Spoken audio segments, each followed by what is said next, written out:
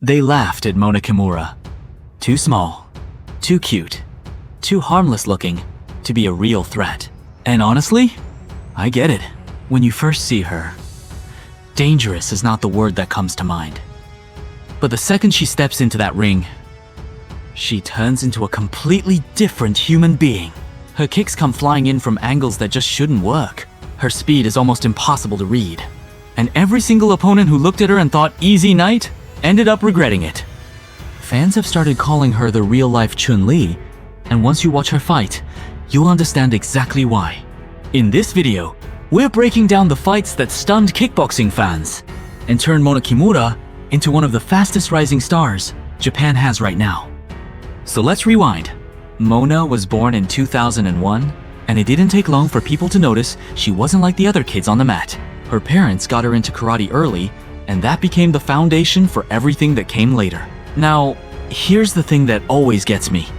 While most young athletes were still grinding through the basics, Mona was quietly sharpening the one weapon that would eventually make her famous: her kicks. Fast, precise, and just flat-out explosive.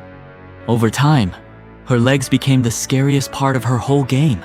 As a kid, she was cleaning up junior karate tournaments all over Japan, racking up championship titles way earlier than most. But karate wasn't her only tool. She also trained boxing, which sharpened her timing, her footwork, and her hand combinations. And she was seriously good at it. In 2019, at just 18, she took home gold at the Japanese Women's Boxing Championship in the featherweight division. So before she'd even gone pro, Mona already had a reputation, and not just as someone who wanted to win. She wanted to overwhelm you, take you apart. When she finally made her pro debut at Krush 167 in Tokyo, a lot of fans wrote her off. Just another karate kid, they figured, trying to make it in real kickboxing.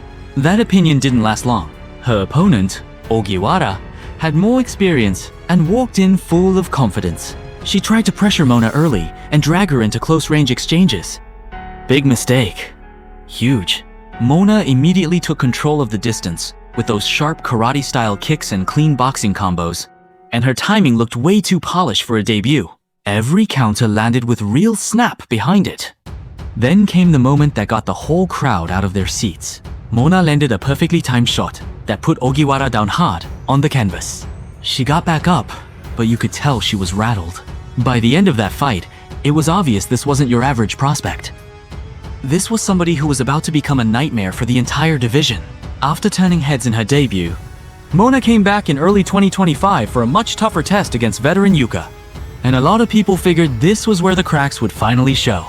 Yuka was older, way more experienced, and known around Japan for being tough as nails. Some fans honestly thought Mona had been thrown into deep water too soon.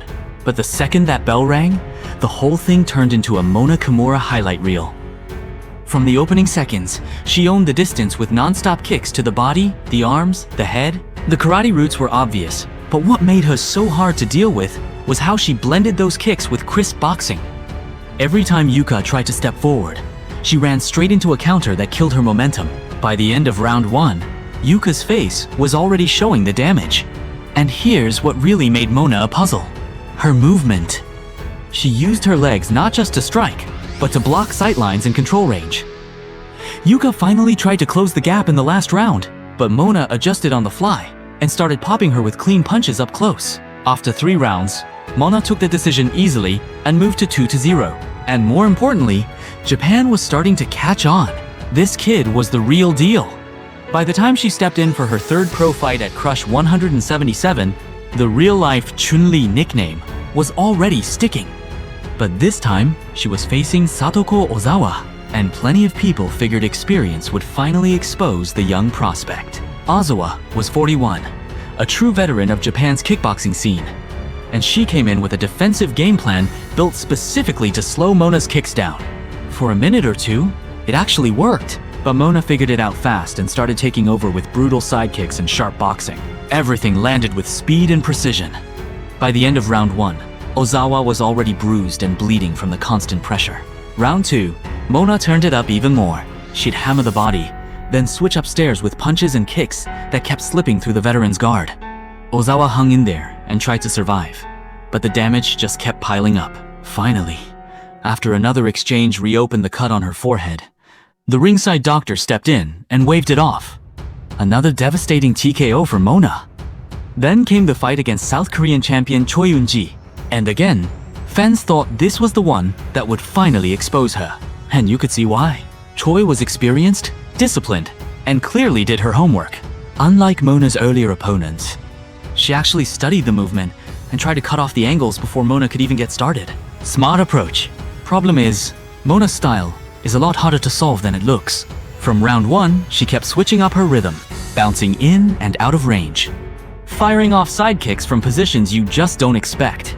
Her balance on one leg let her attack while staying almost impossible to counter. Every time Choi adjusted, Mona changed the timing again and landed another clean one. As the fight went on, she mixed her boxing with long-range kicks that slowly pulled Choi's defense apart. By round 3, you could see the frustration all over Choi's face just trying to keep up. After 3 rounds of pretty much total control, Mona took the unanimous decision and pushed her record to 4-0 in style. So what actually makes her this dangerous? For me, it starts with those side kicks. Fast, accurate, and a nightmare to counter. They let her control the distance and shut attacks down before they even get going.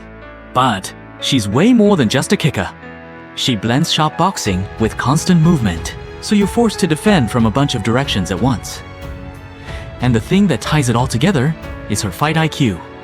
She's always changing rhythm, baiting you with feints, and punishing every little mistake the instant it happens. That's exactly why so many fans are convinced she's not just a prospect anymore. She's a future star of K1 kickboxing. So what do you think about Mona Kimura and that brutal style of hers? Could she really become the next K1 superstar? Drop your take in the comments. I want to hear it.